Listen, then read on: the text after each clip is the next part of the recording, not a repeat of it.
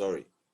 Okay, a few ground rules. Please, if you are watching, we would like you to switch off your microphone and your video so that we can concentrate on our speakers, so that we can listen to what they are saying well, and so as to eliminate any background noise from your end. So as much as possible, if you are the one speaking, let your microphone be on. But if you are not speaking, let your microphone be off. So that will help us eliminate background noises. Again, the topic for today is business innovation and strategy, lessons from COVID-19 and the new business narrative. Once again, my name is Damilola Mofikoya, and you are welcome to this Zoom session. So I have with me two speakers, and I'm going to read their profile in a bit. And once I'm done with their profile, we'll jump right in. I'll start with the ladies first. Ima Abasi Isip is an Africa Commit Fellow who served as Business Development Executive at Festo Diadik, Germany. She is the author of A Degree is Not Enough. She works on developing the creative and entrepreneurial capacity of African youths. She has over a decade of experience in entrepreneurship, business development, strategy, and management consulting. Ima Abasi is an advocate for entrepreneurship and economic development with a focus on youth in Africa.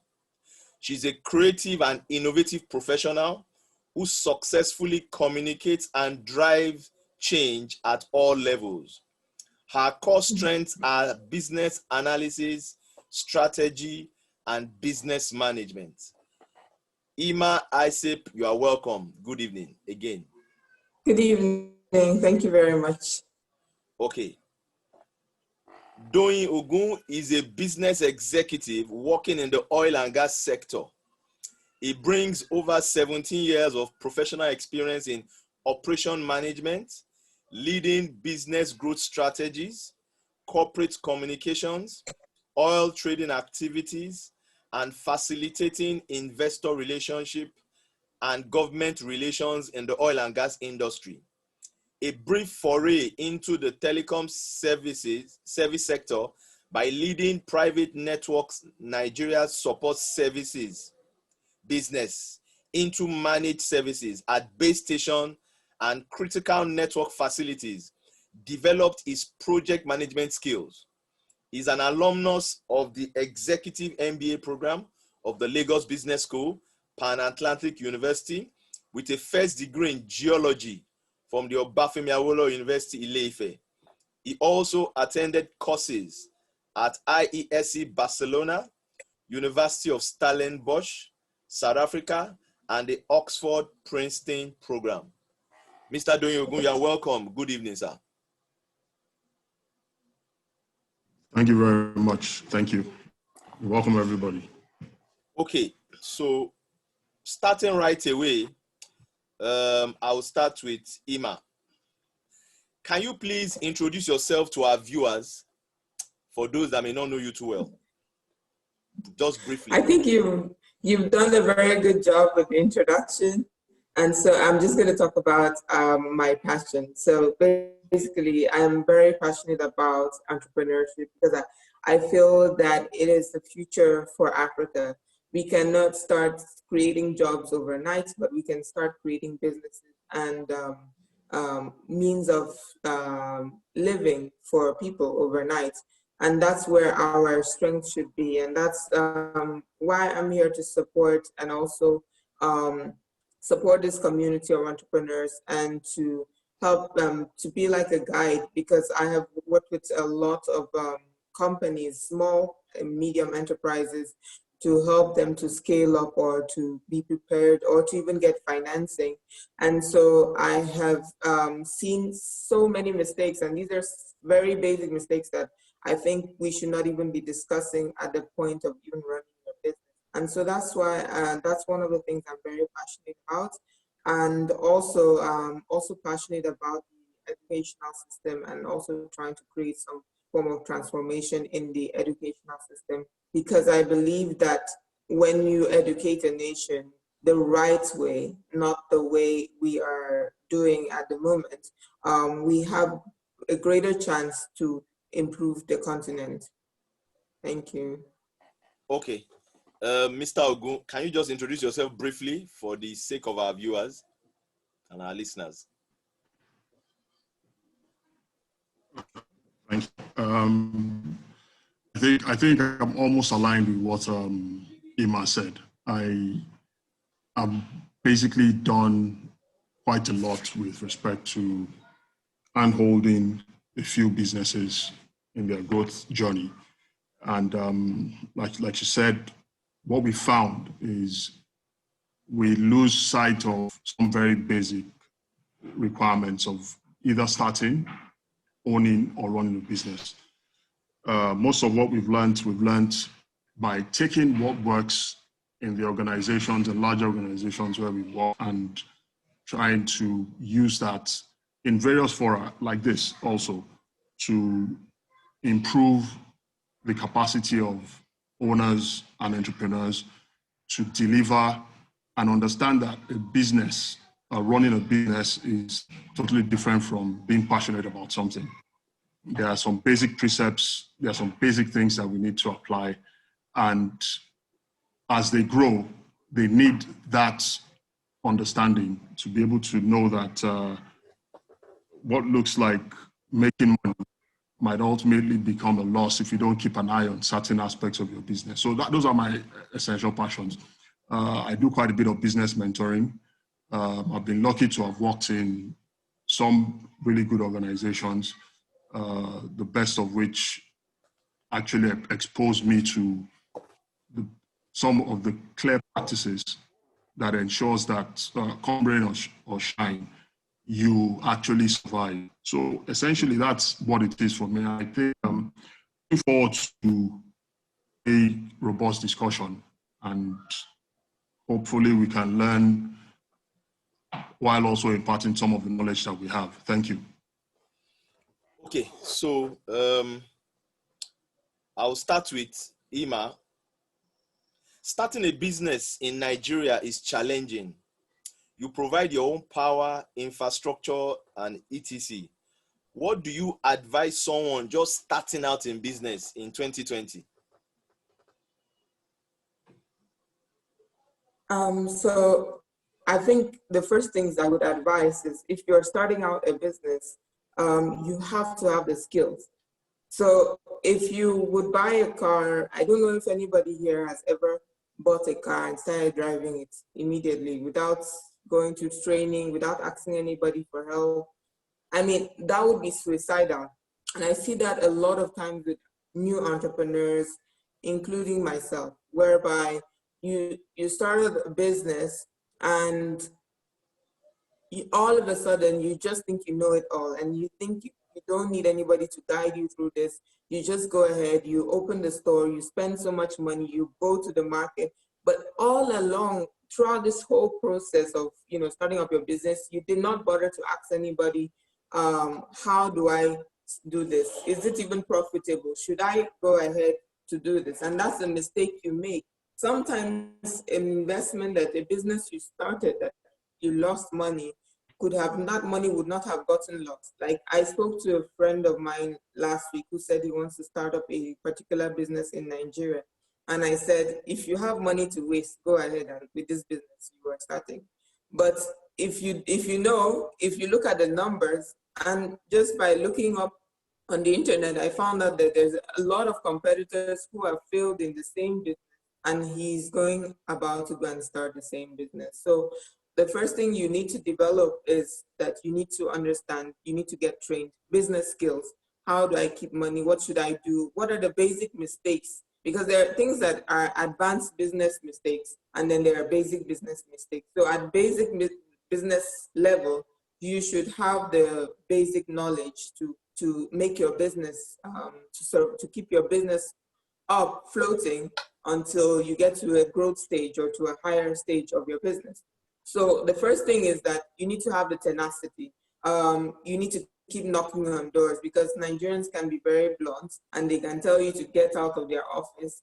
But if you don't have the tenacity, you will shrink. You would look down. You would look at your numbers in the first month of opening, and you will quit. You will look at how people are talking down on your business, or how people have just copied your business and gone to start next door, and you will quit. So you have to you need to have a tough skin. Then you need to build solid network. I mean, it's not just in Nigeria. Everywhere you go, businesses is all about networking. If you are an introvert, there are ways to network without actually going out of your comfort zone exactly. And then you have to build those networks. So everything, including power, even to get power, to get internet, it's all connection. At some point in my business, when I started out consulting in Nigeria, I had to use a cafe, not a cyber cafe, but like a cafe, a coffee store for a couple of months because it was giving me internet and it was giving me stable light. So these are like smart ways you need to quickly think of how can I build my network in such a way that it helps me to keep my business afloat. Then the next thing is that you need is creativity. You have to be creative in whatever you do.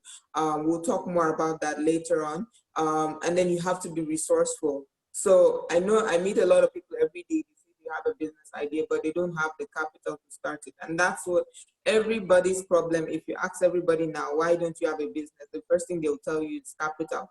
So resourcefulness is a skill that you need to develop. I mean, it's not there are people who have succeeded and started with nothing. I started out my first business with 3,000 Naira, and within the first week, out of sales, I had 90,000 Naira. I will explain how I did that later on. And the fifth thing is that we're in tough times. You need to understand that it was hard to get people's money out of their pocket before now. Even now, it's harder. So you need to have a way to create more value such that people will see the value that you bring to the table. Okay, thank you. Doyin, what's your take? Just starting out a business in Nigeria, you provide your own power, infrastructure, and all that. What advice can you give someone just starting out?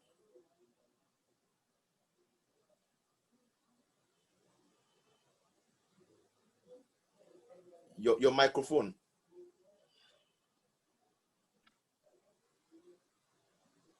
Sorry, I was on mute. So those are things that are outside of your control. No power. Those are country or locational issues. I think we should dwell on things that the business owner or the founder can control. We'll look at being clear on your objective. In most cases, people see the marketplace as the number of people who walk into and out of that marketplace. The crowd does not connote a market. In most cases, what you find is you need to be willing to find people, like Ima said, who are willing to part with their money. And they only part with their money these days, especially in 2020 and the difficulties that the economy is going through, when they see some sort of value in what you're trying to propose. So if you're clear on your objectives and you understand your business, what your proposition is, you'll find that you'll start to understand there are things, underlying issues that might escape you. Like you said, someone decides to start a business, opens a shop, nice place, puts up a signage, and so on. And then the next day, the government comes to knock on your door. Where is your business premises permit? They seal off the building. You've paid rent, and you spend the next 3 months trying to get yourself out of that problem. So there are quite a number of things that people overlook when they're trying to start a business. Key part of it is regulatory and compliance. You'll be surprised to know that government can be very efficient when it's looking for money. So if you want to start a business, you need to understand what the regulatory requirements of a business is. That has absolutely nothing to do with your skill. It has absolutely nothing to do with your drive. If you start off on the wrong foot, you might end up killing the business even before you make it for sale. So in most cases, the advisory that we give is to say, what are the regulatory requirements? How do you sidestep issues that government will bring. And the first thing to look at when you do all of that is to say, okay, I'm going into, for argument's sake, food processing. Who are my government customers? Because you're not looking only at the people who are going to part with money, you're also looking at who you are going to be paying. You're going to look at the government as an entity. You cannot exist outside of government the moment you take that step. So you want to go into food processing, do you have your NAV? Do you know what NAVDAC requires? Do you know Ministry of Environment, state government requirements, local government requirements? Because if you go and into the fray by bringing in equipment in a small factory where you want to do your food processing and government comes and sits off, you probably got the money through a bank loan, and interest doesn't stop because you have problems with government. So there are things that kill businesses outside of, but those are things that are within the control of the business owner. And most of the business people I've spoken with, they make a mistake of looking at talent and flair for business as a stepping stone. It's good to have those two character traits, but the harsh reality is that they find out that the revenue sources that they want is different. It's like trying to learn to start a business suya seller. You won't find a suya seller in a corner. It tries to be where there is better footfall, where there is crowd, because it knows that if there are 1,000 people that walk past, maybe 10 people will stop to buy. But that probability drops if it is not even in a good location. So, and a good location attracts not customers, but also government. So there are things that we need to put on the table with respect to the regulatory and compliance part of it. I spent the better part of 8 or 9 years dwelling on that, and I'd seen where regulatory compliance creates a hole or a gap. So there are things that, in addition to being a good entrepreneur, knowing people and so on, you also need to have the knowledge. You also need to be schooled in understanding that revenue does not connote profit. You have to understand what your cost build-ups are so that you too can actually find a way to improve your margins, to be able to accommodate the regulatory requirements anyway. So there are things that we will look at as we go on in this conversation that will further expatiate on those points. Okay, thank you very much. I have one more point to add to that. Since we're looking at a peculiar time, one more thing that you should consider if you want to start a business now is to invest heavily on digital marketing courses. And seeing how many businesses were hit during the COVID pandemic, it doesn't mean that things are going to go back to normal. And even if they do go back to normal, you should not wait for things to for another pandemic before you start getting digital skills and putting your business on the digital, on taking your business digital. So it's important that you have the skills. Apart from recruiting somebody to manage your social media, you have to actually develop those skills by yourself as well, so that you know the right decisions and you don't just listen to everybody that says he's a digital marketer. Okay, thank you very much, Ima.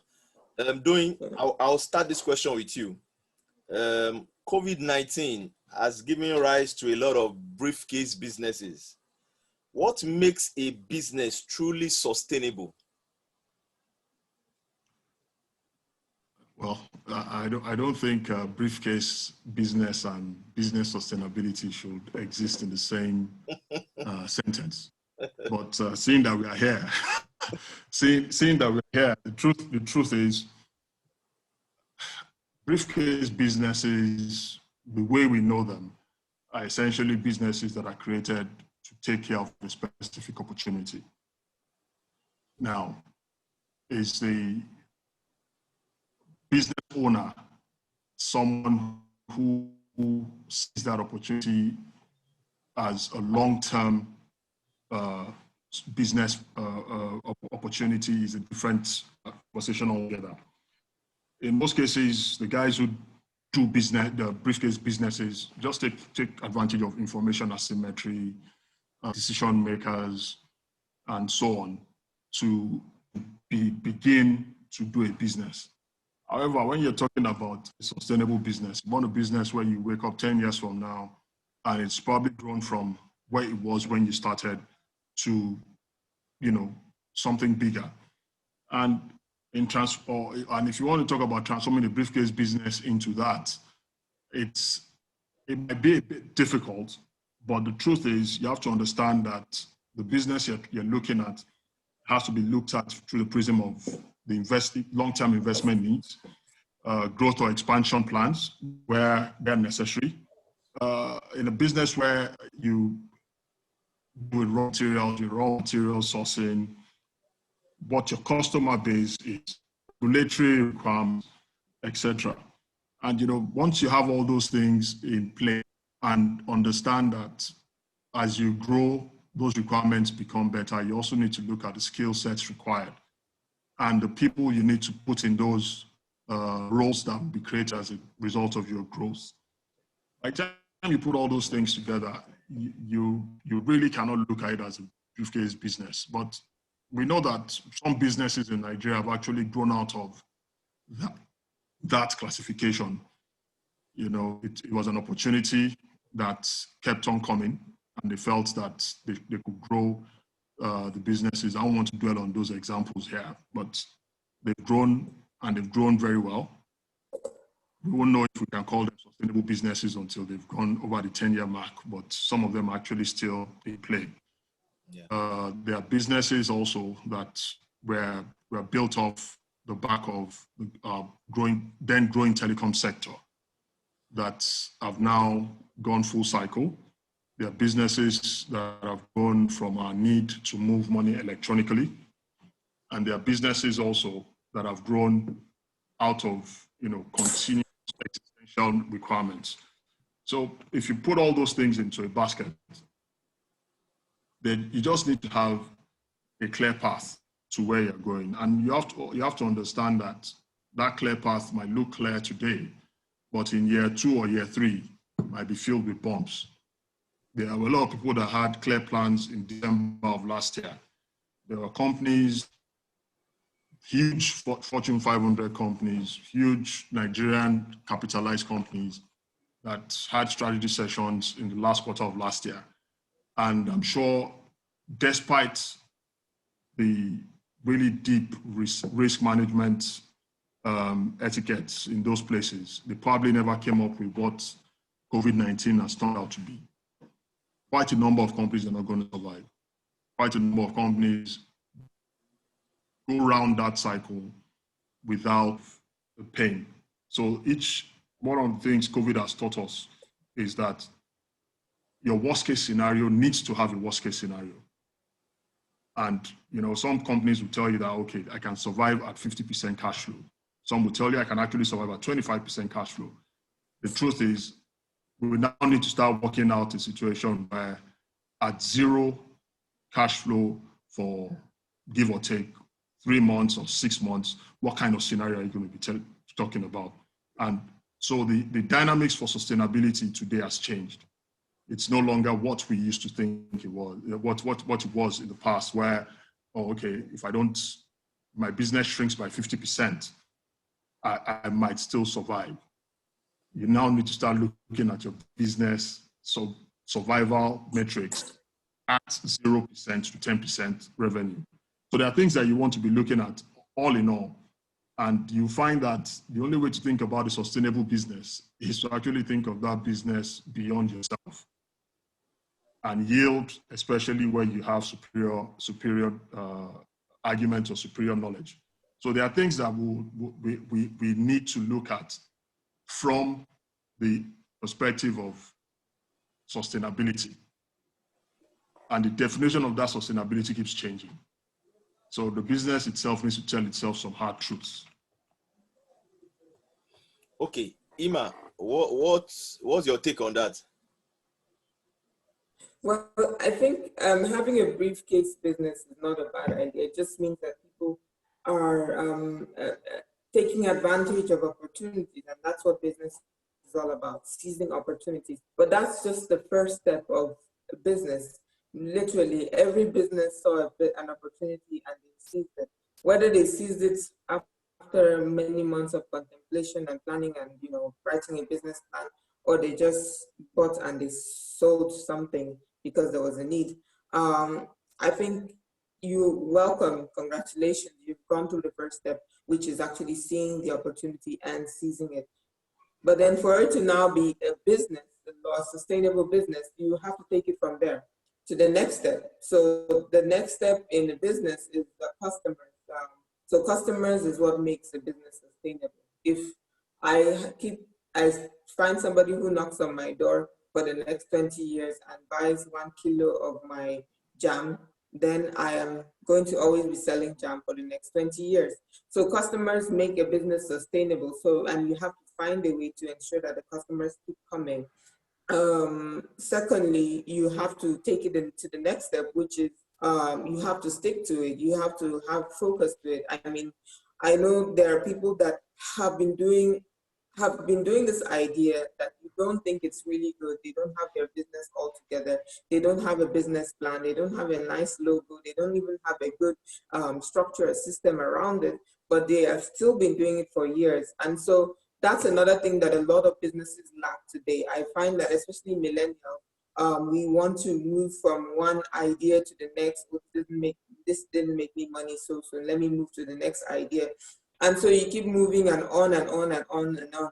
And so if you just stick to one thing, even if you stick to that one thing for 10 years, you would have built a very good customer base, which can be useful in scaling it to the scaling your business. Then the last thing here I would say is the systems. You need to move from just making the business revolve around you, making the business you. I mean, the first test I always ask entrepreneurs is, if you drop dead today, would your business continue? Or if you took let's not even go that far. If you took a holiday for 2 weeks or for 3 months, what would you come back to meet?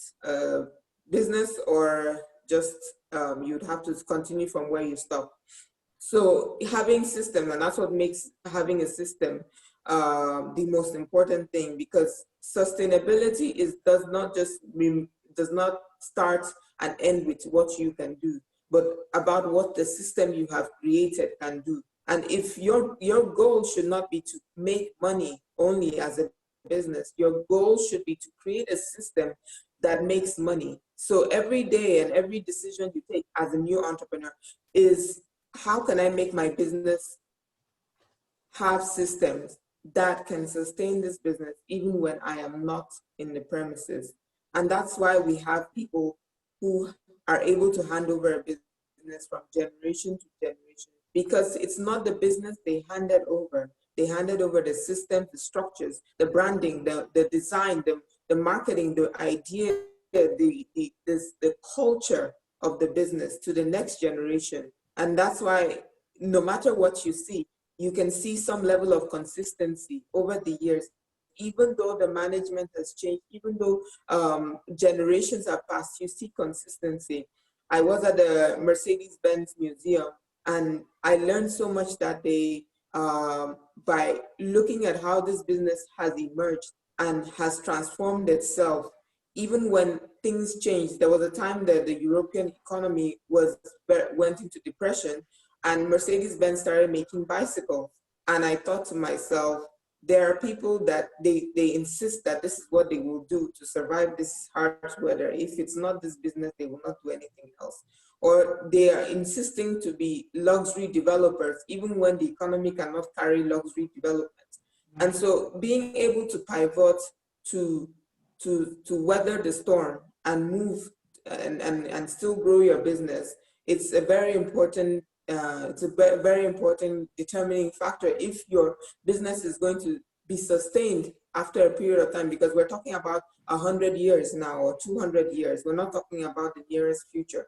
So there are certain systems that you need to put in place which allows your business to have a life of its own, to have a system and a brain of its own and a structure of its own. Okay, thank you very much, Ima. Yeah. This next question will go to you, Ima. But before I ask it, our viewers, if you have any question at all, please type it in the comment section. As we get into question and answer session, we're going to take it so that we don't forget. So I just said I should pass that across. So Ima, what practical ways can a startup business get funding and traction? Funding for a new business. Practical way. So when I think of funding, I don't think of it as money that is given to you as take money or money from a bank. I mean, these are the conventional ways which we already know, like taking a loan or getting some grant from the government or going to beg somebody to support your business. But you have to get creative around it. And so here are some of the things I look at. It's pre-selling something. So telling somebody, I don't have a dime, but I tell you, I can give you this hair.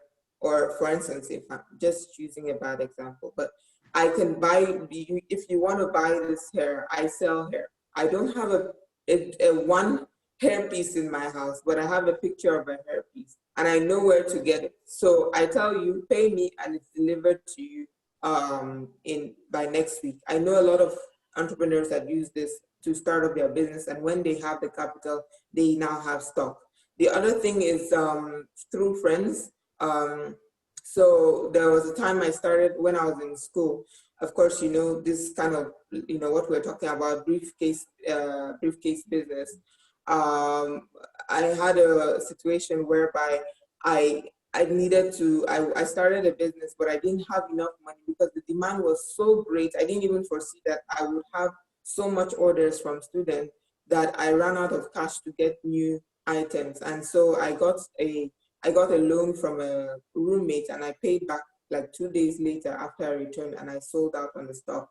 So another thing is hard loans. So hard loans can come in form of money that you borrow from people with high interest rates, but that's only if you are 80% sure that that business will work out. I've had a situation where I told somebody, can you loan me $2,000? This was some years back, and the person said no. And then I said, can you loan me $2,000 and I pay you back 2,500 in 6 months? And the person immediately said yes. So it depends on knowing how what the person you're trying to get the loan from is demanding. So those are very hard, expensive loans.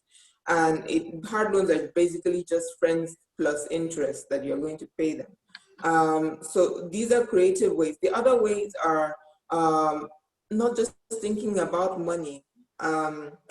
What else do you need as a business person? You need location. What creative ways can you get a location without having to spend a dime? What ways can you get your stock without paying a dime? You don't always have to. I mean, some of the things you need to look at is, what about your social capital? What about your network? What about people that can give you items to sell and return to them based on sales and returns? And these are things that you can't really joke with, because the moment you breach that trust, nobody's going to trust you anymore. So there are many ways to start up a business aside the conventional way of getting fund. The other way is to write a business plan, of course, and meet a bank to get the loan, or save up for your business and start the business, or find other ways to crowdfund. Maybe look at the story of Jimovia, where he was he actually borrowed money from so many people. So by the time they all came knocking on the door for the money he had borrowed, there were just too many of them, so they gave up. So he literally just got funding from different sources. If you need 1 million, thinking of how can I get 100,000 naira from 10 different people, or 50,000 naira from 20 different people, money that they might not kill you over if you don't return it to them as soon as they need it. Okay, good. Doyin, what's your take on funding for a startup business? I'm largely aligned with what Ima said. In addition to that, you find that today businesses on both sides of the divide, that the vendor-supplier business and the customer business, you essentially trust.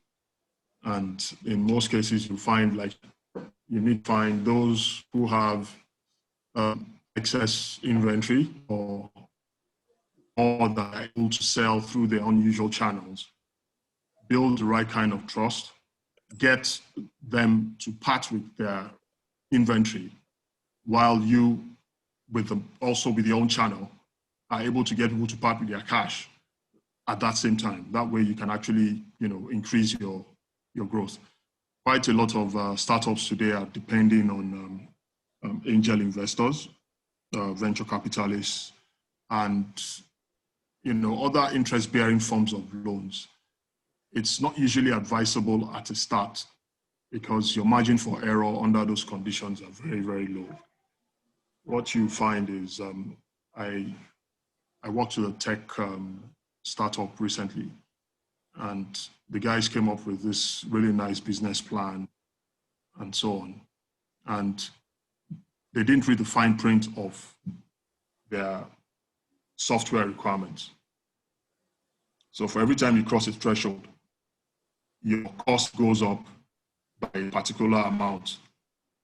So for argument's sake, 10 pieces of the software is supposed to be $1,000. If you move above 10 pieces and you go into another 10 installations, you're supposed to claim a 5% discount for every new installation after that. So instead of claiming that discount, they didn't factor that into, because they didn't even read the document. They just looked at it and said, okay, this software is 1,000 for 10 installations. And that's what it is. So when I read through it, I told them that, see, there are ways you can actually fund your business of this. If you tell the guys, for argument's sake, that you've got 20 installations ready, you only need to pay for $500 instead of $2,000 actually, because of the discounts you're going to get. So we had that conversation, and it's also another funding means. You have gotten more for less. So essentially, that's what it is, in addition to the things that Ima said. Okay, thank you, Doyin. I'm sorry, just one last point there. Okay. Is that if you can't get the funding that you need, another thing is to rethink your business model. So I've met a lot of business owners that say they want to open a fashion store, and they must open a fashion store. And I'm like asking them, why do you need to open the fashion? Is it just for the sake of telling people that you own a fashion store? And after advising them on how to go about running their fashion business without owning a store, they start running their fashion business. And later on, after making a couple of sales, they are able to start up their own, open their fashion store, or just continue running with the other model. So the other thing you need to look at is, when you're trying to raise capital, is not just I need to raise capital, but the question should be, do I really need to raise capital? Is there another way I can start up this business or launch this business without necessarily going to put myself into so much debt or waiting for the capital to start? You can start your bookstore online, or you can even start your bookstore door to door without even having a store. So there are so many ways to rethink your business model, and it's very simple. There are many businesses already doing what you're doing. You just need to do a lot of research on who else is doing what I'm doing, and do it. But if you understand it as you're not trying to sell a product, but you're trying to deliver a service, and what is the essential service you are trying to deliver, and then break it down to the simplest description of what you're trying to do. For instance, I want to start up a bookstore. I need capital to open up a bookstore. My question, the simplest model there is that I am trying to deliver books to customers. Then the question is not, do I need to get a bookstore? The question there is, how do I deliver books to the customer? that way it gets you thinking. I could do a mobile store. I could do an online store. I could do a door-to-door delivery. I could use every Sunday when churches go out, I could park my car in front of the church where I have a lot of customers. And then you start to think of different ways, and then you can even brainstorm like 10 different things how to deliver simply. What you're trying to do is take books to customers. So the how you do that should not be stuck in stone, but you should be able to navigate your way. And that's where innovation comes in, and that's where you have innovative ideas. Okay, thank you, Ima. So Doyin, I'll start with you with this question. Businesses are set up to solve problems, but statistics say that the average business dies within the first 5 years. What can give a business longevity? Okay, essentially, a business's life cycle is the sum total of decisions taken by the founders or the managers of that business. So what you find is problems. What is the problem today will probably be a non-issue. Most of the companies that have survived for very long have understood the strength of a customer.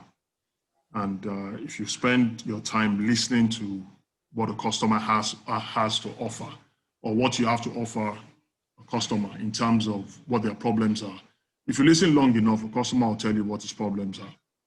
And you need to find a system that takes your mind away from what you're trying to sell, to trying to provide a solution to what the customer is offering.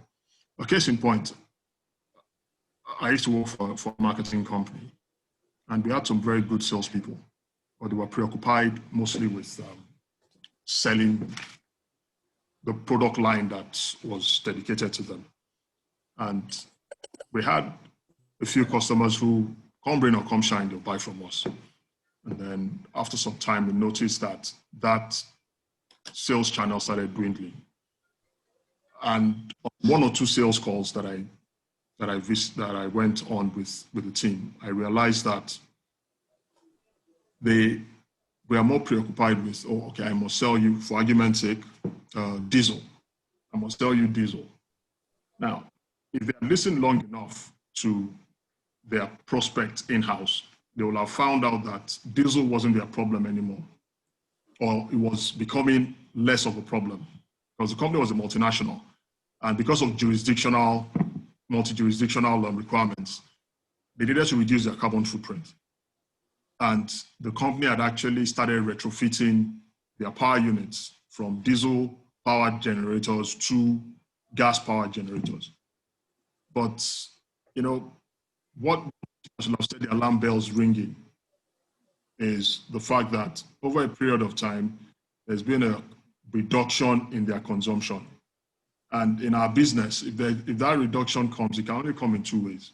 It's either the person is changing his fuel source, or power supply has improved to that location. And we didn't have evidence of the latter. So it definitely had to be that the fuel source was changing. So we had that conversation, and the man met with said they were retrofitting into CNG. And they had 2 power units for CNG now, and they were scaling down the size of their diesel generators. So if you put that into context, what you find is, as you provide a solution, your customer is always going to develop a separate solution or a separate problem, which you can also step in to take care of. And so you find out that people have those conversations with their customers, and they get to the point where, in addition to solving problems and boosting revenues, you find out that doing the right things will ensure that you scale the death dance, as I like to call it. You know, you have to understand that you have to keep the right records, ensure that you're tracking your expenses and revenues, understanding your cost. And one very key mistake that I noticed with most business owners is they can't draw the line between their business finances and your personal finances. And the moment you start to starve your business of funding, either by company-generated funds or vendor financing, you start your movement to death as a business. Because business is essentially about cash flows. If your cash flow is strong, the likelihood that you can weather any storm is always there. If you've got weak cash flow, your sustainability or longevity becomes stunted. So you have to look at it from the perspective of the fact that we need to focus, like Emma said earlier, on the systems we put in place. You know, we tell you that businesses are about people, systems, and essentially those two things come together to ensure that your business actually survives well into the future. The key challenge that you find is if you don't have the right systems, you can only add in the wrong people.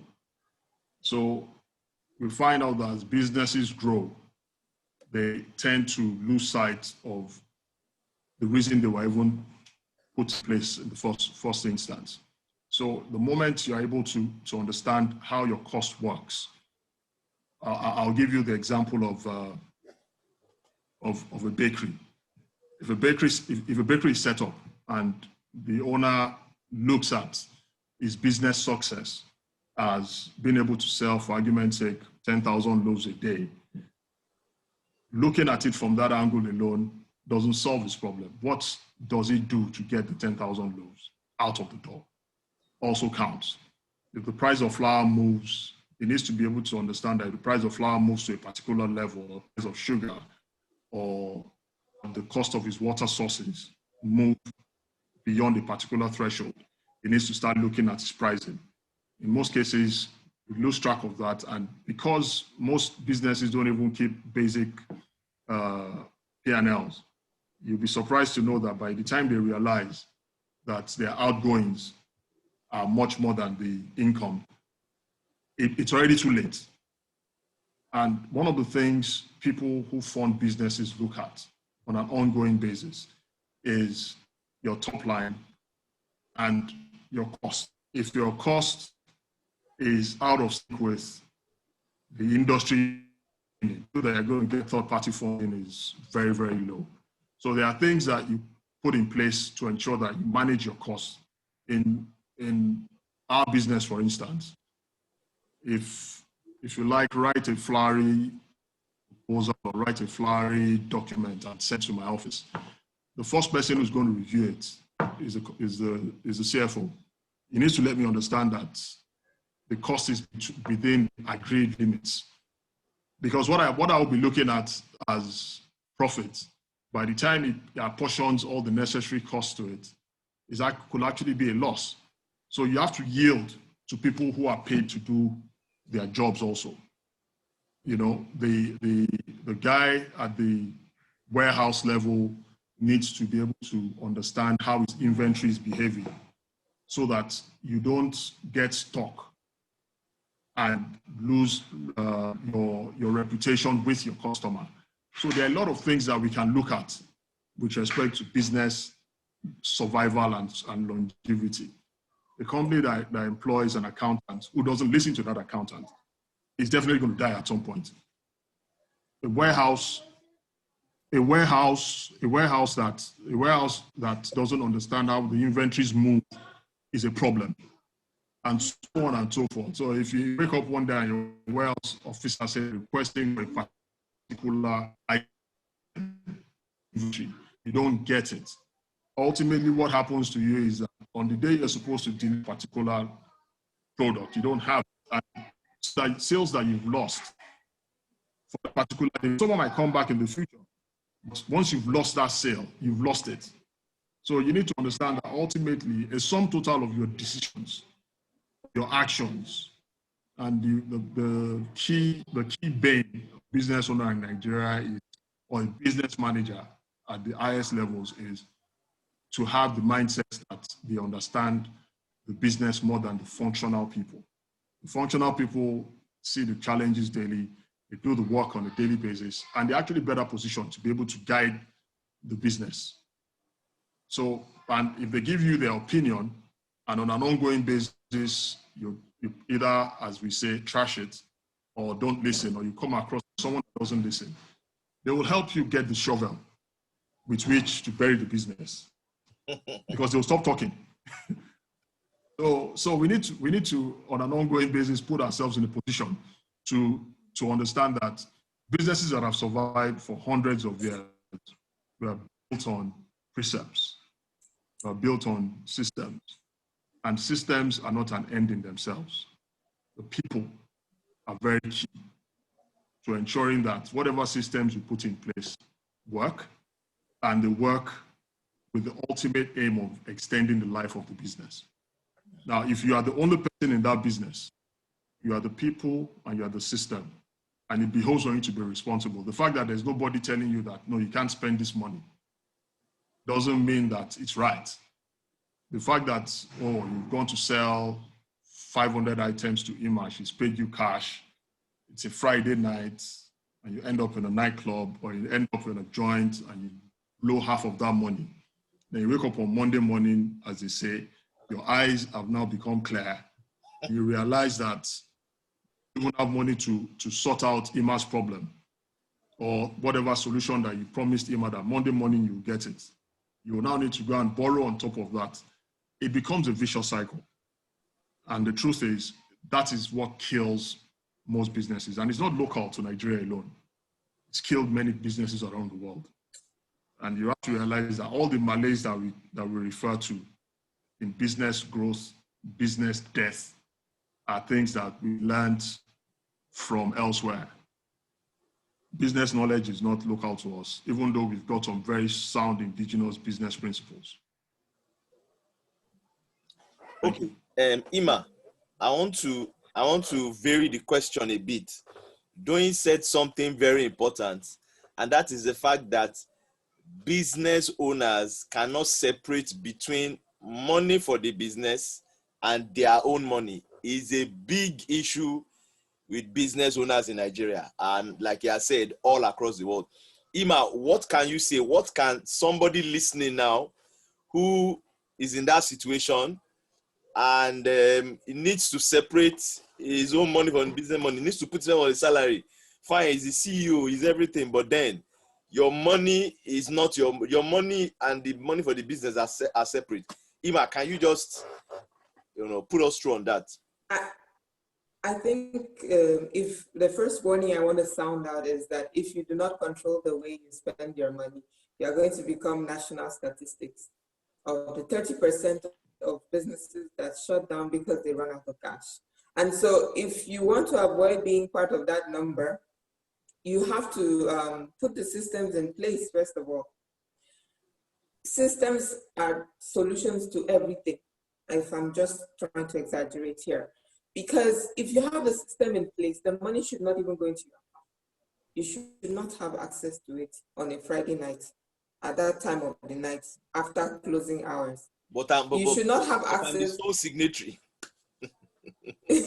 Exactly. Even if you are the sole signatory of the account, you should, there ought to be some systems in place. There ought to be some form of accountability. Now, the third reason why businesses fail within the first few years is because they do not have the right team. So even if the team is not within your organization, you need to be accountable to someone or something. Like put in an app on your phone that can prevent you from withdrawing money from the account at certain hours. There are applications that help you control and manage your finances better. There are things that prevent you from doing certain things. If you know that you run a company of that scale, you should not have an account that allows you to make certain transactions easily. It's all about self-discipline, and self-discipline doesn't mean that you have the power to control everything. It just means that you know how to make yourself do something if you need to do it. That includes making yourself or forcing yourself to not have access to that account. Okay. So you first of all have to have the right system, ensure that the money is not coming directly to your bank account or to your personal account, because I know a lot of businesses, first of all, they run their business from their own personal bank accounts. So they need to have that. There's no substitute. There's no magic that can happen if you put your account or you give yourself access to funds, apart from self-discipline or systems. And if both of them are lacking, then you will fall into that status. Okay. Thank you. Ima, I'll take you up on this next question. Government talks a lot about the ease of doing business in Nigeria. What are your thoughts on the ease of doing business in Nigeria? Is it really easy? Well, I think it's not. The problem with the ease of doing business in Nigeria is not just a government discussion.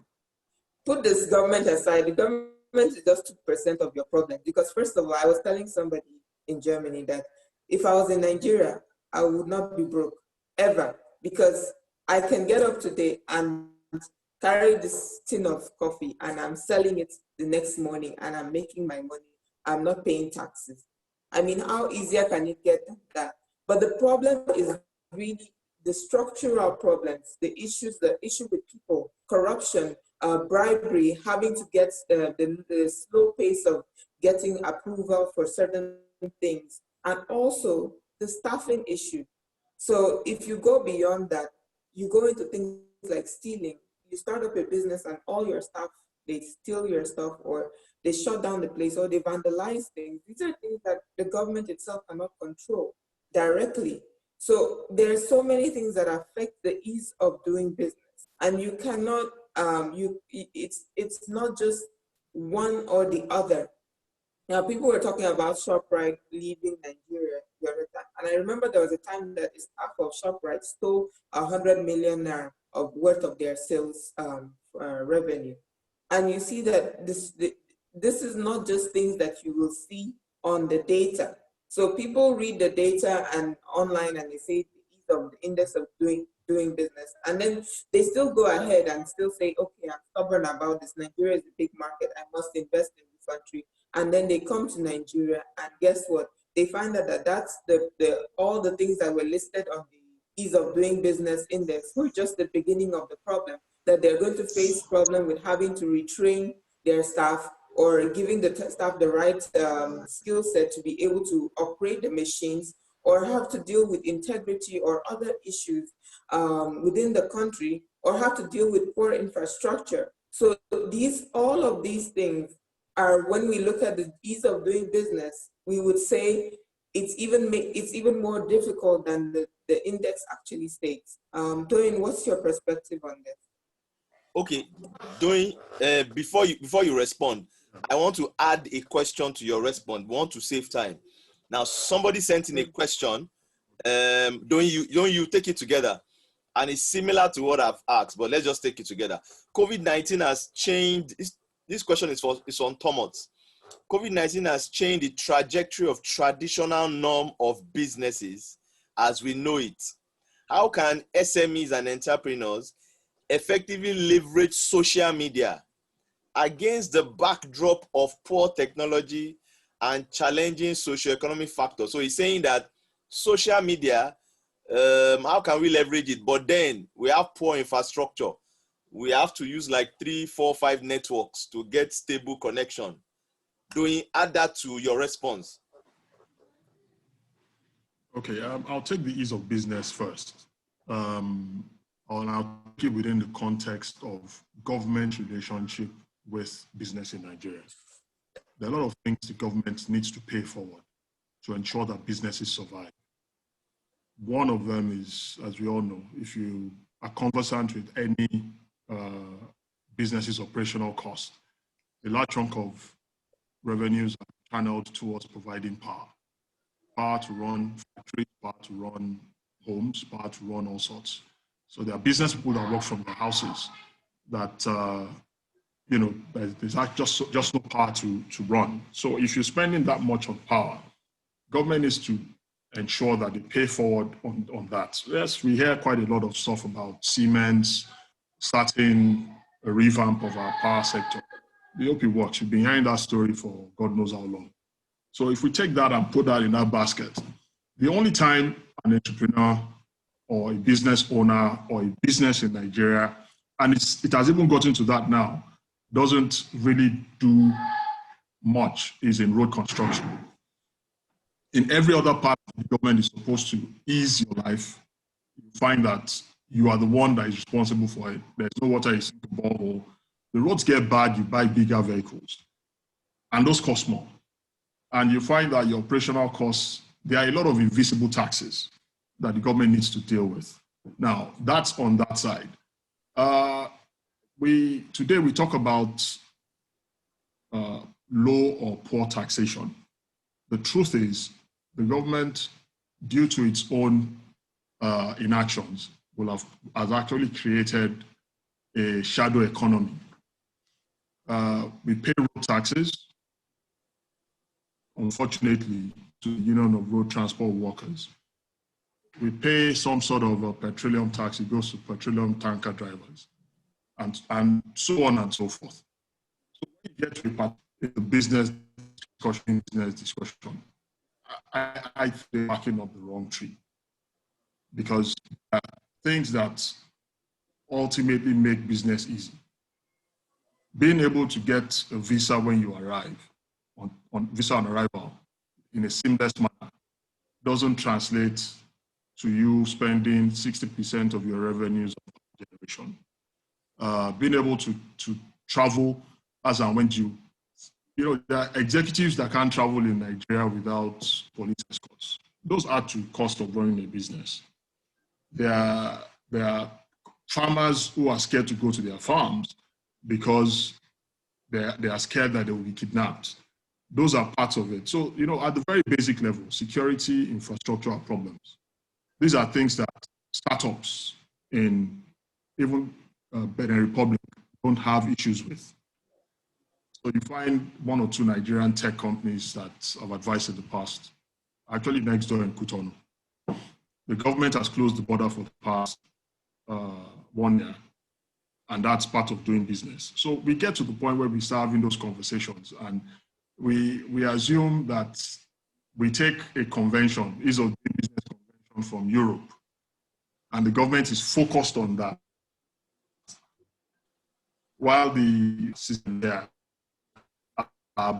because the people ticking the checklist, that index that we are trying on, the people ticking them have specific metrics that they are working with. We also have a specific matrix that we are working with. So there are things that we need to look at from that angle.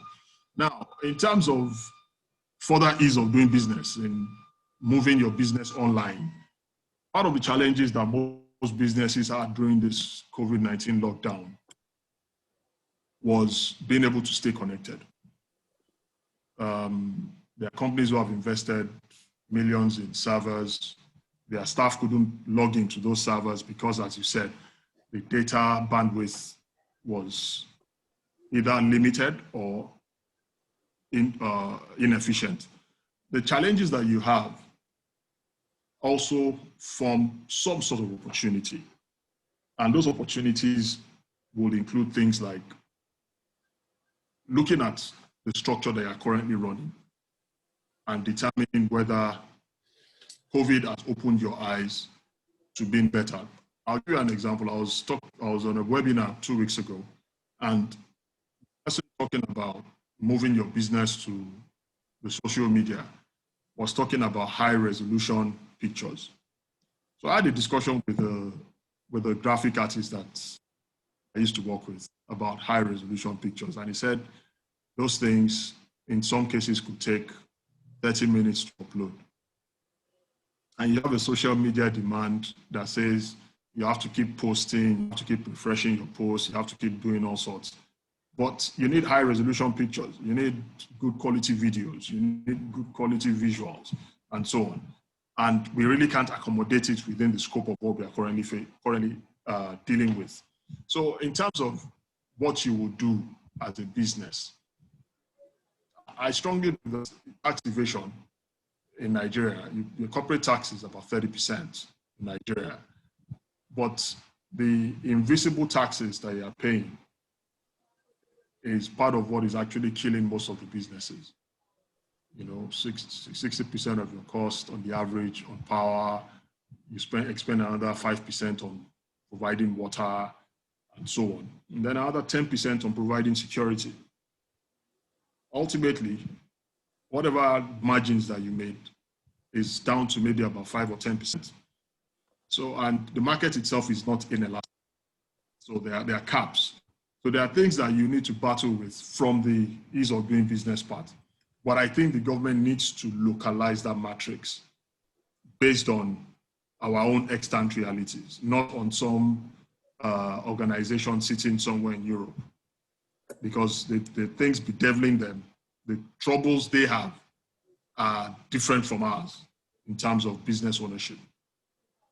And you know, the more we dwell on it, we could spend the whole day talking about ease of doing business.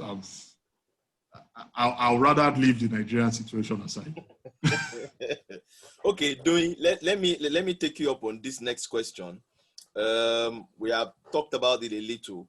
What lessons has COVID-19 taught us with respect to contingency planning as a nation and as a people and as a business? What should businesses do differently?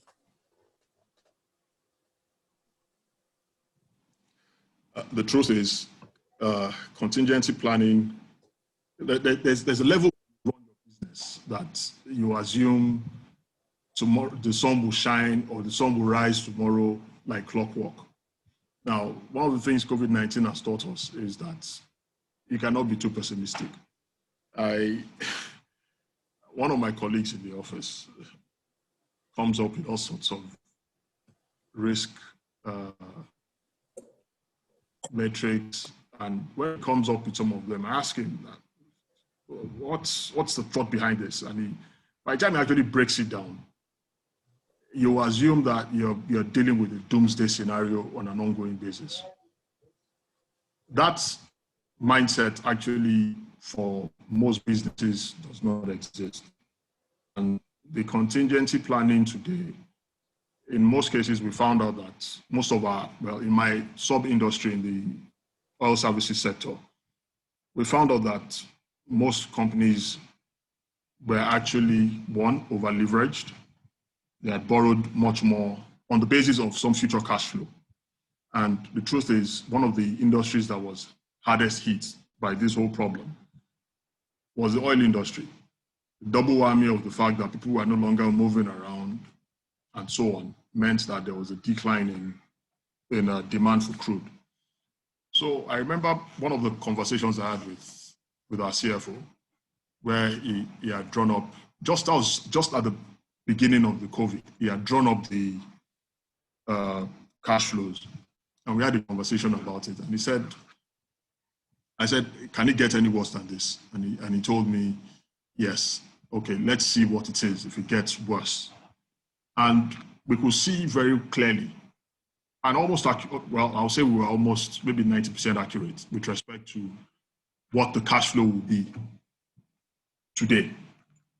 And, you know, most of those things comes with, as we've said in the past, systems.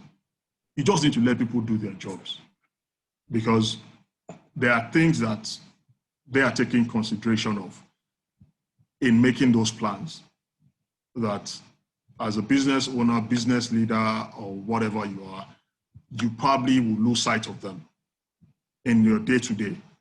So the contingency planning part of it makes it COVID-19 makes it even more important, that there could be a time when you will not make 1 naira in revenue. You know, before, the worst case scenarios we used to see was, if I'm operating at 50% or I'm operating on 40% of the peak. Now you can actually go for a month without clocking in 1 naira. And COVID-19 showed that there were caterers that didn't make 1 naira because there were no parties, or there was even no movement. Transport people who business and shut down also. It affected everybody. It affected everybody, and it affected everybody globally. A localized issue. And if Fortune 500 companies would actually see decline in 60% with the heavy resource in planning of that sort. Imagine what would have happened to smaller businesses. So we really sidestep certain things in terms of running our businesses anymore.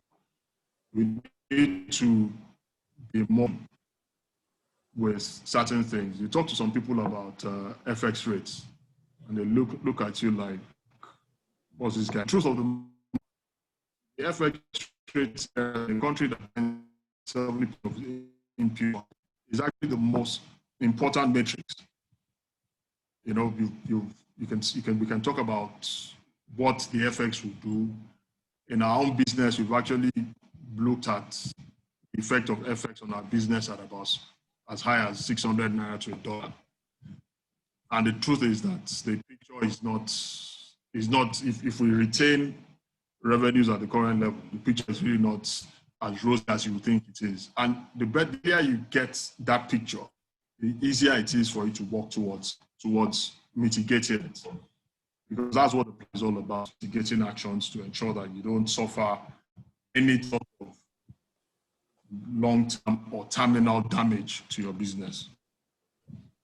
So that's essentially it. It's become extremely important. I think apart from trying to sell, I think it should rank as one of the top 3 action points for any business. Okay, thank you very much. Ima, I want you to respond to that quickly. Contingency planning. What lessons have we learned from COVID-19? And I also want to add this question to it. Someone is asking, he says that, do majority of Nigerians not have a sophisticated risk management framework in place because they don't want to or because they can't afford to? And it's asking, in the Nigerian context, is contingency planning a luxury? I'm not sure contingency planning is a luxury, but Ima, I want you to respond to that quickly. Okay, from his question, he clearly wants to state that Nigerians might not actually want, it's not that they don't want it, but they can't afford it. I think also it's a matter of awareness. A lot of people are not aware that they need to have a plan B. It's like running on one tire without having a spare tire. All the businesses, it's not just Nigerian businesses that are struggling to stay afloat, but globally, every business is struggling to stay afloat unless you're in the logistics business. And the main thing this thing has taught, should teach a lot of businesses, is that you shouldn't just have one source of income. When I say one channel of income, doesn't mean that you have to have products, but you have to have 2 different marketing channels, not just 2 different products also.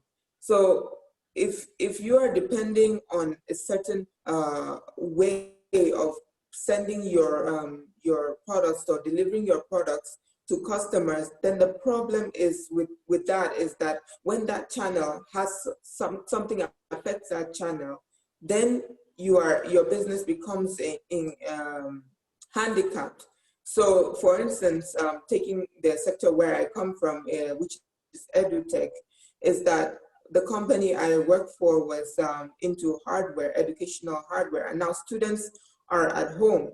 But what I had been pushing for even before COVID-19 was for them to digitalize their mode of delivery of services. And this would have even been a perfect situation for them to launch their platforms. So they already had the digital platforms for education, but they did not have digital platforms for the secondary level education. So people that were in university could plug into the advanced courses, but they couldn't, the students in secondary school could not plug into the digital courses. And so diversifying your business portfolio or diversifying your marketing channels can help you take advantage of every situation.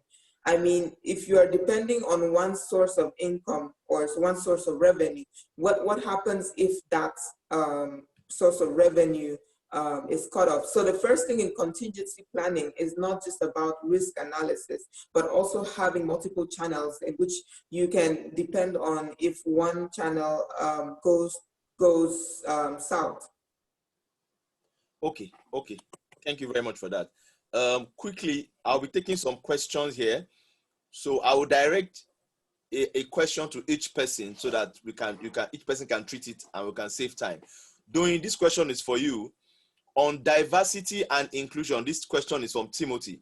On diversity and inclusion, while there may not be a race component in Nigeria, there are a lot of touch points like gender, ethnicity, and etc. How critical is this concept in doing business in Nigeria? And should startups consider this during setup?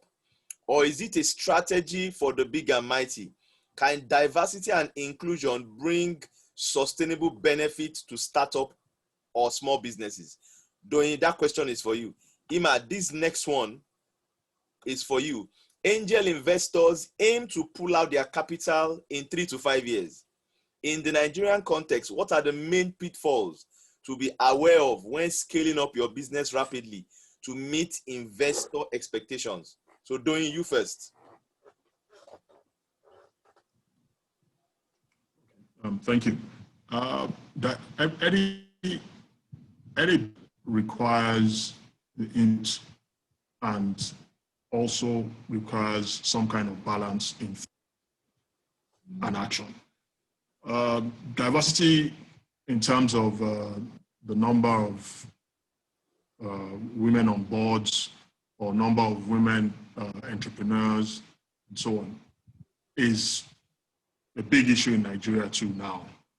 Some industries have actually institutionalized it to state that a minimum of 33%. But I think that on all in all, what you need to find out is, what we need to say essentially is, in terms of the Nigerian context, access to finance, access to capital, and access to opportunities is an ongoing problem. But it has moved. There was a time in Nigeria where if a father had money, educate his son and his daughter, he would rather educate his son to the detriment of his daughter. Now we've gotten to the point where those opportunities are now there. Even though in some parts of the country, it's still not the same. We've now it's now moved into the professional sphere. And one of the things that we found is, as time goes on, these things need to become deliberate. The fact that we will dwell on one or two points, first of all, it's still the patriarchal world out there.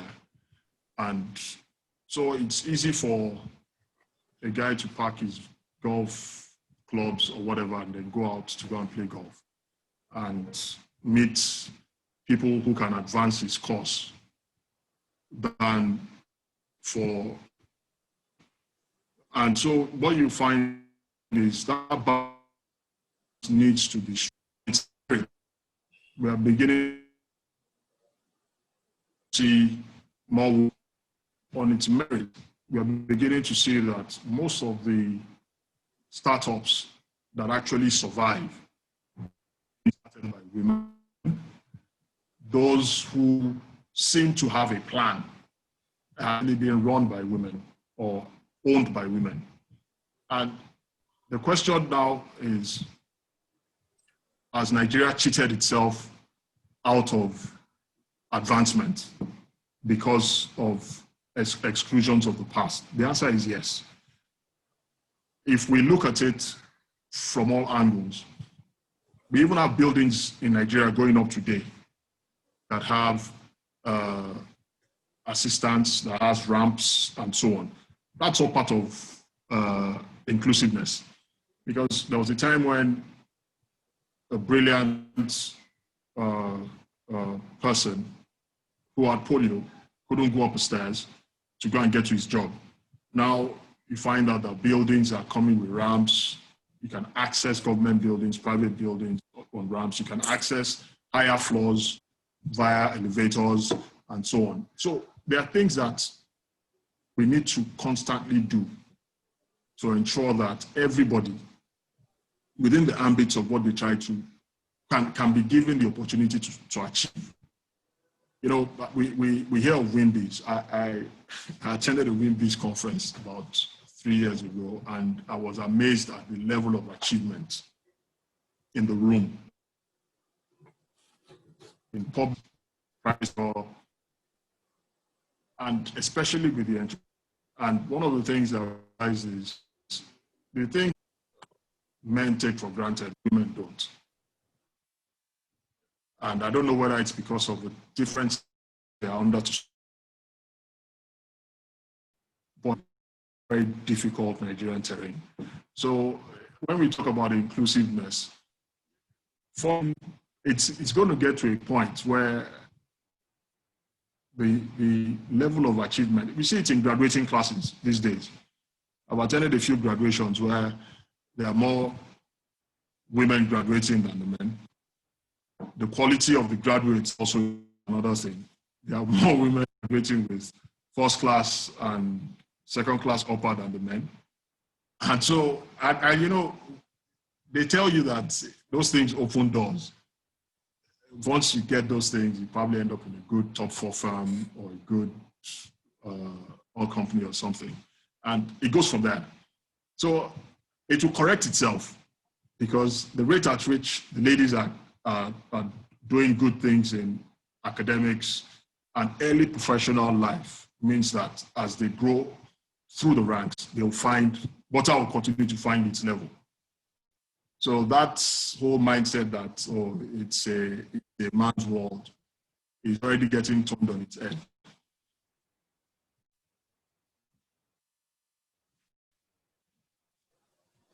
Okay, so Ima, your question, but I'm going to add to your question, Ima.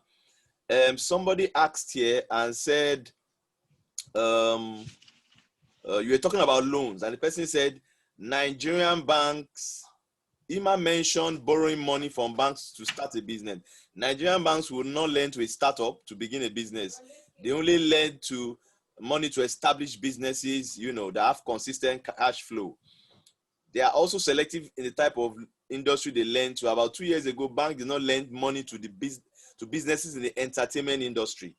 So I guess the person needs an advice on how someone in the entertainment industry can get funding or can get loan. Could she elaborate more on the idea of loan for businesses? So Ima, you take that question with the question of startups that want to pull out their capital in 3 to 5 years. Mm-hmm. Please. Yeah, so to answer the first question, it depends on how much loan you are asking for. So I don't know how much exactly you are asking for, because if you're asking for a 500,000 naira loan, yes, you can get that from a microfinance or a small scale bank or a small scale lender who can give you, who can loan that to you. But if you're looking for a very large loan, then there are so many things. They have to do their due diligence. If banks were giving out their loans to every sort of organization or every startup, they would be broke by now. So they have to do their own due diligence on your business, and also they need to see some certain things. It's all about risk, and they have to manage their own risk. There are also loans that are given as orders from CBN to various banks. You can check out some of these loans online through search. I know currently there are certain programs that are instituted by central bank to address startups in Nigeria. And also there are various online digital banks as well that give loans. So I'm going to address the second question with 7 points. I guess also one of the points would also be looking outside Nigeria for funding. The first thing is that to not fall into the angel investors trap is, first of all, do your due diligence. As they are giving you the loan, they are going to do their due diligence on your business. So you also have to do your due diligence on that angel investor. It's not every money that you should take. It's not every investor that knocks on your door that you should answer, because some investors have a history of cutting you out on your business, or eventually finding a way to sue you or taking over your business. So you need to do your own due diligence first. Then the second thing is not to look desperate and lack confidence, because once you become desperate, at that point they are willing, they can measure your desperate, it will stink, and they will be able to know that this person is so desperate. If I offer them a 30%, if I ask for 30% equity of their business, they will do it. So you have to go out there with confidence, because confidence also gives the investor a relaxed mind that this person knows what he's doing. Then you also have to read the agreement. The third thing is you have to read the agreement. You have to read the fine prints. You make sure that there is nothing there that would involve you selling your business. I have read several loan agreements where I was thinking, how could somebody in their right mind sell off their business, take this loan? It looks like a quick fix, but this is trouble waiting for you in the future. So the fourth thing is that make sure you do not spend money that you get from angel investors, especially if they need it in a short period of time, less than 5 years, on anything that is not revenue generating. Sometimes when people get loans, I remember the company I used to work with a long time ago got a loan of $25 million. And when I looked at the expense sheet of the loan, we were left with about $4 million, and nothing had been spent on revenue generation. And so I was thinking, how do they even plan to pay back this loan if the loan has been collected and no part of it is going into something that would become I would term an investment. Then the fifth part is that don't give up too much of your business too early. And that would help you if you pretty much have an idea of, you've done some forecasting and you have an idea of what your business will be worth in a few years. So it's good that you need to walk away from certain deals that involve you giving up such a large portion of your company to a potential investor, because it could end up being like a situation whereby you are kicked out of your own company. So you have to be able to evaluate the future value of your business and with wisdom, give the amount that you think you can part with if this business succeeds. Then the sixth part is that you need to create value before you even approach an investor, because if I come to you with a piece of paper as an idea, you would offer me any amount, you would request for a large first chunk of my company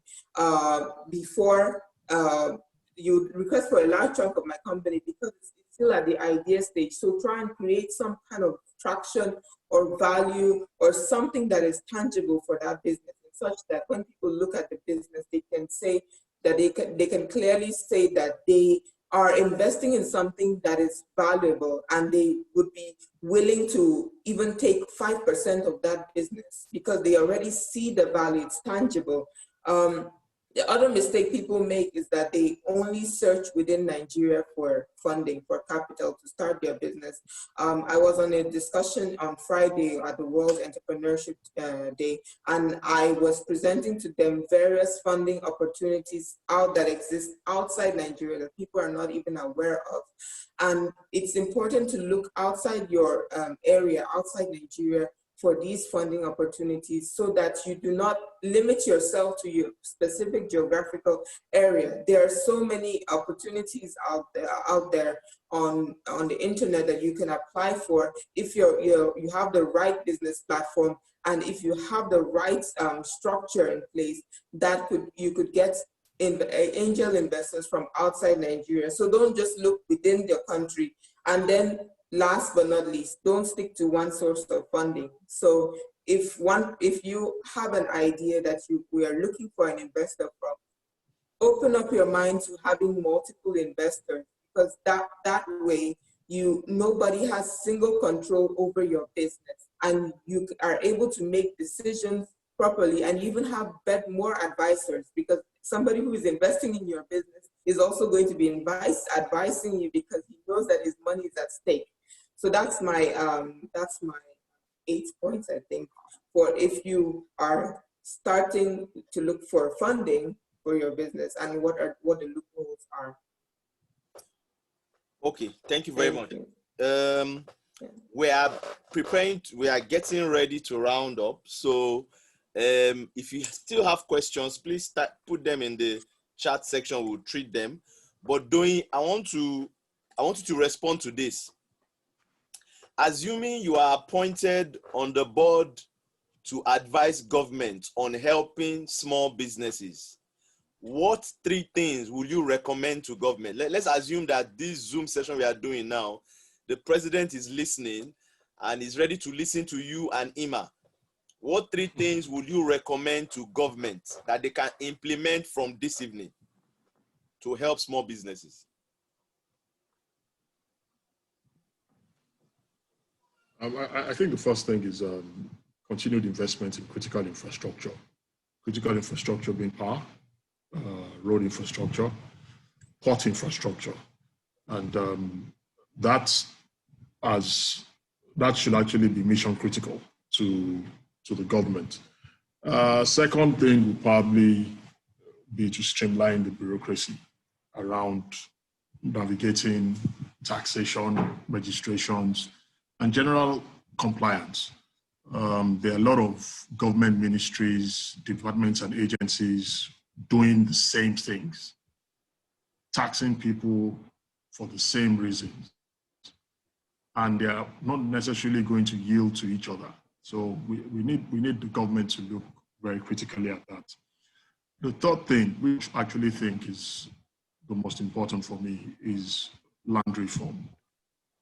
Quite a number of businesses cannot take off because of the kind of land or the kind. I'll give an example of agriculture. Nobody's going to give, agriculture needs a minimum of financing. Nobody's going to give you 10 years financing on land that government can come and reclaim tomorrow. You know, it's under the prerogative of the governor to reclaim that land. So imagine if you've planted oil palm, for instance, that's from 0 to 5 years, you can't make any money on. And then God wakes up on the 6th, the first harvest, that they need that land for something else. They'll compensate you, but it doesn't compensate you for the time lost. Nobody can pay you for the time. So I think those 3 things hammering into the president's ears. Thank you. Okay, Ima. So investment in critical infrastructure, streamlining the bureaucracy, and land reform. Okay, thank you very much, Doyin. Ima, can you also respond to that? What 3 things will you recommend? You have been appointed by to be on the board to advise government on helping small businesses. What 3 things would you recommend to government? Respond to that, and I'll the last question that is here. The most encompassing thing out of this is to work on the ease of doing business. It's not just about companies coming into Nigeria, but also the companies that are in Nigeria. Make the ease of business better, and also to support entrepreneurs through policies. There are certain policies that are destroying local businesses. There are certain policies that do not allow certain industries to grow. So they have to be strategic in terms of how they stop certain imports. So for instance, if I want to improve the corn farming businesses, I would prevent people from importing corn. And that way, I'm helping the local industry to grow. The second thing is also helping small businesses by training them, by providing training and also resources for them. One thing I'm very particular about, I'm really looking into is, for instance, providing tractors to farmers, because no matter how you see it, if we keep using our hand and our hoe to plant, we can never feed a nation. And so I looked at the number of tractors in Nigeria. It's a little fraction compared to what we should have. And so these are things that if the government steps into and finances equipment and industrialization, then we will be able to produce more. So we need a lot of government intervention, especially in in large-scale investments, so high capital investments that that small businesses require to scale up. Then the third thing is that the government really needs to look at is infrastructure. So the land, the water, the electricity, and everything else, because without this, we will still have businesses struggling to turn on their generator and lose a lot of their revenue to creating their own water, creating their own energy. And that's very important. You cannot even start underestimating the importance of infrastructure in helping businesses to grow. Okay, thank you very much, Ima. One last question. I want to take this question and I will want Doyin to quickly respond to it because of our time. Somebody said, I think I remember some announcement by the CBN early this year, effectively mandating banks to do more in terms of extending loans to small businesses. I think it's called deposit to loan ratio or something like that. Can someone throw light on that? Doyin, can you explain what that means? Yeah. Deposit to loan ratio. Yeah, the CBN gave a mandate that the banks should increase their loan books. And the truth is, you need to have a bankable project or idea. You cannot, there are some things you cannot legislate into or order into existence. And well, this government and its agencies have spent the last few years ordering and banning and legislating certain things into existence. The fact that we need to increase loan books means essentially they didn't narrow it down to small businesses. It means essentially that I can take my loan book and look at Dangote. He's building a $12 billion, and I can channel my loans to Dangote because he has a history of paying back my loans.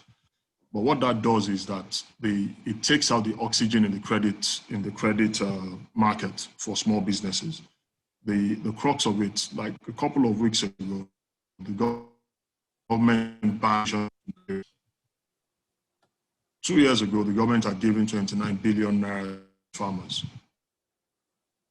More under cultivation than nutrition problem. But we know that we still have a maize deficit in Nigeria of about 60%. So where did all that money go to?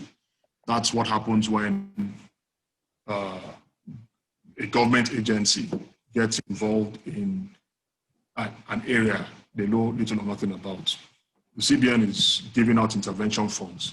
The Nigerian government has a bank dedicated to agriculture. So my question is, why didn't the CBN inform the bank that we have this money that you can give out? At some point, CBN is going to start giving houses. That's what's going to happen, and that's not the job of the central bank. The central bank is supposed to stabilize the economy, or the ongoing health of the economy. So by the time you start getting involved in liquidity-related issues and so on and so forth, if the project is not bankable, the bank is a business. If it's not bankable, I'm not going to put my money in there. It's the same thing with your angel investor, even your friend. If you go to your friend today and say, I have this project that I need to put in place. If you tell the guy that I need $1 million naira to do it, if he doesn't see the $1 million naira coming back, he's not going to give you the money. Or you have a reputation of collecting the 1 million and going to pay or just traveling abroad. I spoke to an angel investor a while back, and he said he had just given money to somebody for a startup. He was sitting on the plane, and this guy just turns and enters into business class, while he, the angel investor, was sitting in economy flying back to Abuja.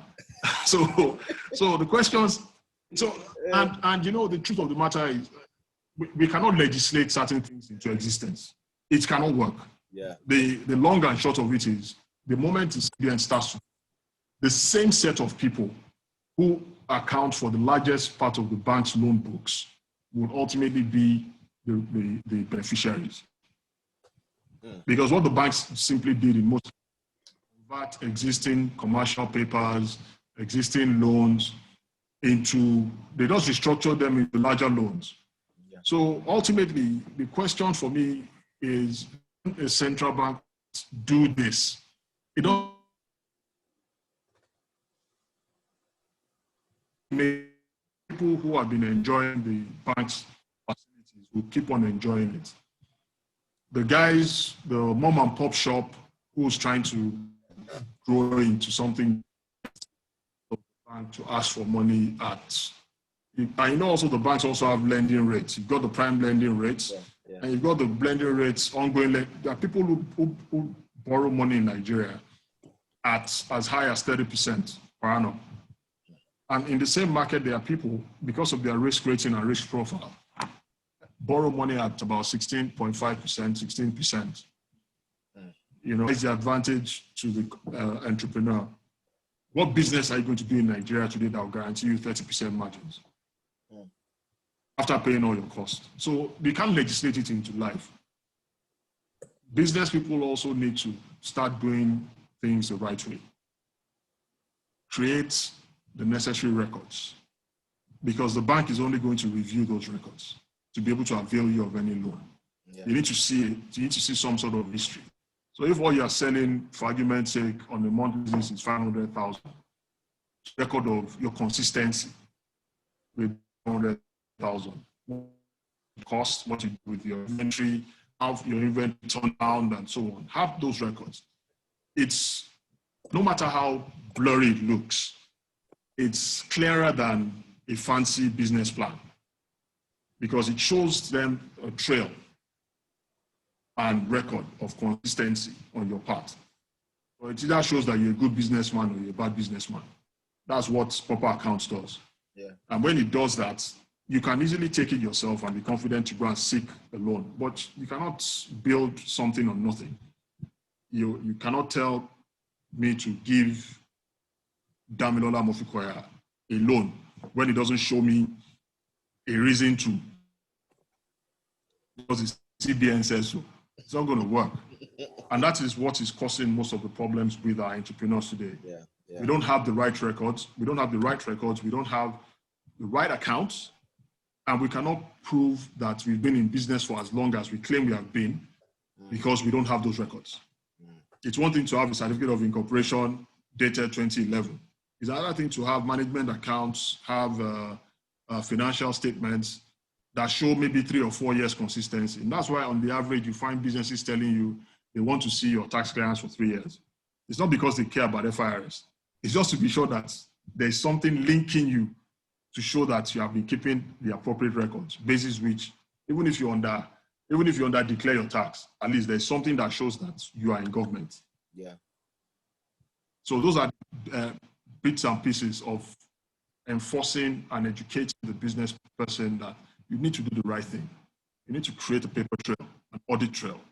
People need to know that you exist. Not only your customers now, but the government. For argument's sake also, you cannot access government intervention funds if you are not registered by CAC. Access intervention funds. If your CAC filing is not up to date, you have not paid VAT, you have not paid withholding, you have not paid corporate income tax. Those are the documents that you require. Look at all the requirements. They are the same. They will ask you for your TIN, they will ask you for your tax clearance. When you start a business, the best time to commence this process is the day you start. Or before you start. Yeah.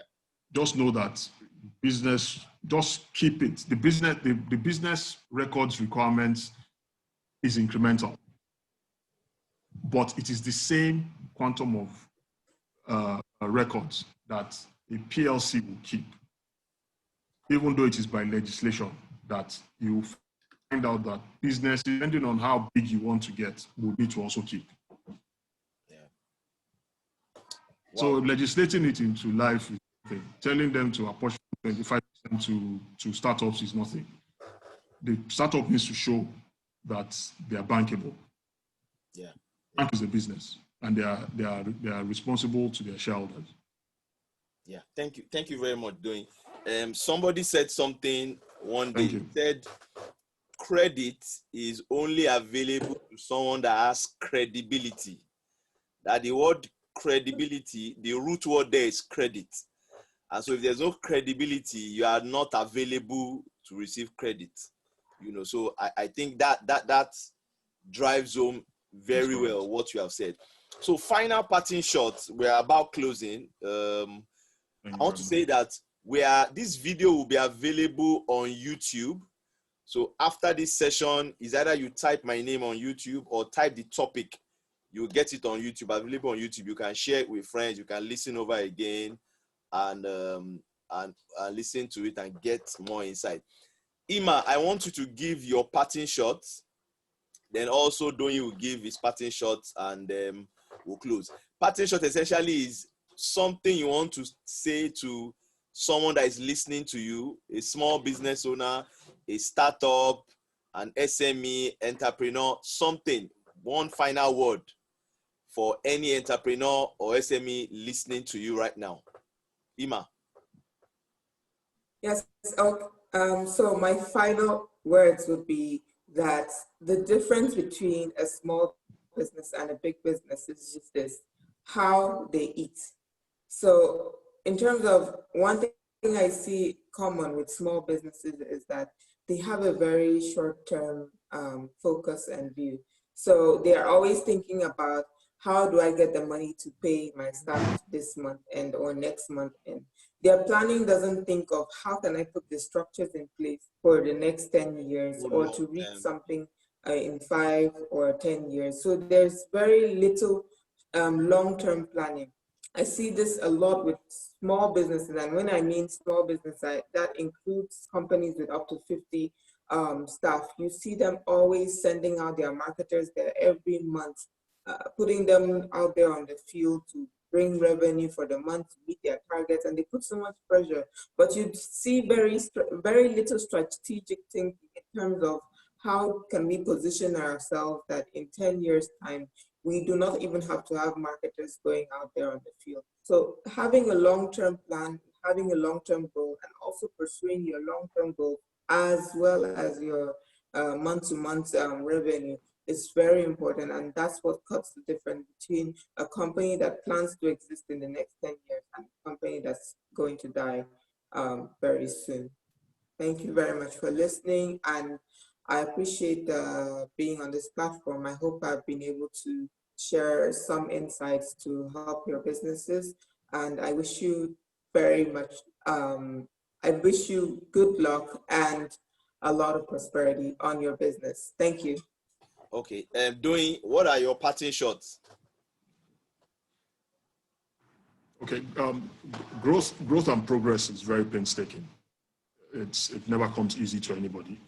One of the things that I'll part with in this situation, in this discussion, is there are three places where a business or a business owner takes money out of the business. The first is at the beginning, even before the business takes off, spending your initial capital on things like Amy said, don't have anything to do with revenues or your business. The second stage is by taking a lot of money out somewhere in the middle via overinflated contracts and all sorts. And the third is to wait to the end to take a dividend.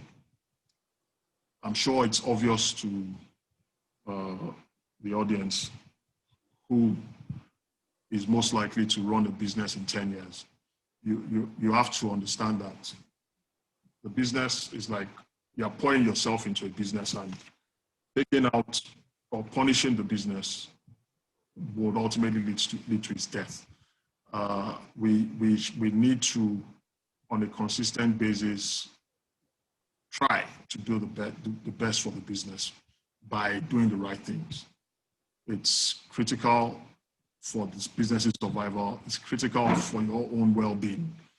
Because like Ini said, if you are only in business to pay salaries at the end of every month, then just dump that business and go and get a job, because that's the value addition is next to nothing. So for what it's worth, in terms of business and growing businesses and working, it's something that you need to do, and also ensure that you learn prudence and discipline. It's very critical, and it's not only for the business but also for your personal life, because you see quite a number of entrepreneurs ending up in police and law enforcement issues because of that inability to maintain the level of self-discipline required. So on that basis, I would like to thank Damola for providing the platform to share the little I know. And I strongly believe that we're, as a business, or as we are building the right kind of social capital, you're investing in knowledge in a way that most people would not have had access to. And these things find a way to pay themselves for. Thank you very much. Okay, thank you very much. One more thing before you go. Can you give us your social media handles? One or two people here may want to reach you privately to discuss business, further advice and all that. So Ima, what's your social media handle? Either Instagram, Twitter, Facebook, whichever one that you are very popular on. I think the fastest way to reach me is on LinkedIn. So it's Ima Basi Isip. I'm going to type it out now in the chat box so that you can have it. Okay. Okay, that's fine. I'm available on LinkedIn. So just send me a message or a friendship request or connection request rather, and you will find me there. Okay, Doyin, do you want to type yours also? Twitter, LinkedIn, Facebook, Instagram, anyone that works fine with you. I'm typing it, yeah. So. Okay. So their social media handles are in the chat section. If you want to contact them after this meeting, they are available. Just chat them up. So I want to thank all our viewers, thank all our guests for being available for this meeting. Thank you. I believe that this meeting has been worthwhile. I believe you have learned a lot. Like I said, the video will be available on YouTube. So just type the topic, business, innovation, and strategy into YouTube through Google, or type in my name. It will take you to my YouTube page, and you can download the video, listen to it over and over, share with friends, and be a blessing to someone. So thank you, everyone. Thank you for joining. I see a whole lot of host of people here, so numerous to call everyone, one by one. So thank you again to our guest, Doyin Ogun. I'm grateful for this opportunity to share with us. Ima, I appreciate you so much for this time to share with us. Thank you very, very much. We'll be glad to call you and have you again next time. Thank you so much. So from me, thank you too. Thank you. Good night. Thank you. Thank you very much. Thanks. Good night. Bye. Good night.